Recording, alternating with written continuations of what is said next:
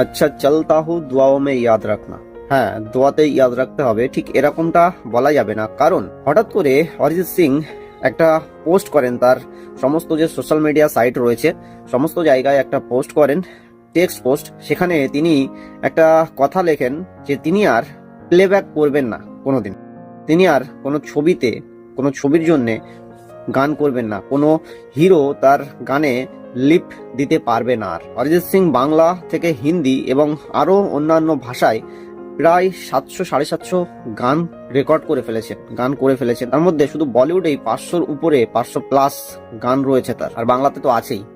কিন্তু এবার থেকে আর তিনি প্লেব্যাক করবেন না। কিন্তু তিনি এটা বলেননি যে তিনি গান একেবারে ছেড়ে দিচ্ছেন, গানের জগৎ থেকে সরে যাচ্ছেন, এমনটা না। অরিজিৎ সিং এর আওয়াজ শুধু বাংলা বা ভারতবর্ষ না, তিনি সারা পৃথিবীতে বিখ্যাত। তার আওয়াজ সারা পৃথিবীর মানুষ শোনে, প্রচন্ড পরিমাণে ভালোবাসে। খ্যাতির শীর্ষে থেকে তার এরকম একটা হঠাৎ করে সিদ্ধান্ত নেওয়া, তিনি কেন নিলেন তার কোনো স্পেসিফিক কিছু জানা যায়নি। এটা অরিজিৎ সিং এর যারা ফ্যান্স রয়েছে সারা পৃথিবী জুড়ে, বিশেষ করে আমাদের ভারতবর্ষে, আমাদের বাংলাতে, তাদের জন্য খুবই একটা হার্ট ব্রেকিং নিউজ যে তিনি আর তার গলা আর প্লেব্যাকে কোনো ছবিতে শোনা যাবে না।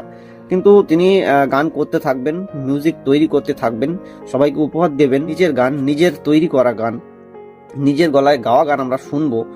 এরকমটা না যে কোনোদিন আর শুনতে পাবো না নতুন গান বা নতুন কাজ তার থেকে, সমস্ত কিছু হতে থাকবে, কিন্তু তিনি প্লেব্যাকে আর গান করবেন না, এটাই তিনি জানিয়েছেন। আরো একটা কিছু আন্দাজ করা যাচ্ছে, অনেকে আন্দাজ করছে যে তিনি কি এবার থেকে পরিচালক অরিজিৎ সিং হিসাবে কাজ করতে চলেছেন।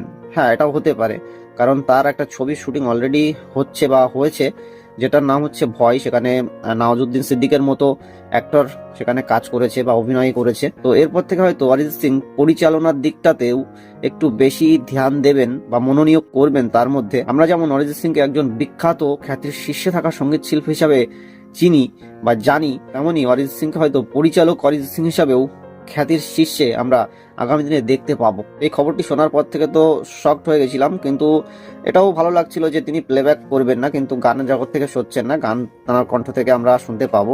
যাই হোক, আপনাদের কি মনে হয়েছে এই খবরটা শোনার পরে বা এই নিউজটা জানার পরে, এটা অবশ্যই কমেন্টে জানান। আর আমি এমনই ইনফরমেটিভ ভিডিও বানাতে থাকি, দেখতে চাইলে অবশ্যই ফলো সাবস্ক্রাইব করে নিতে পারেন।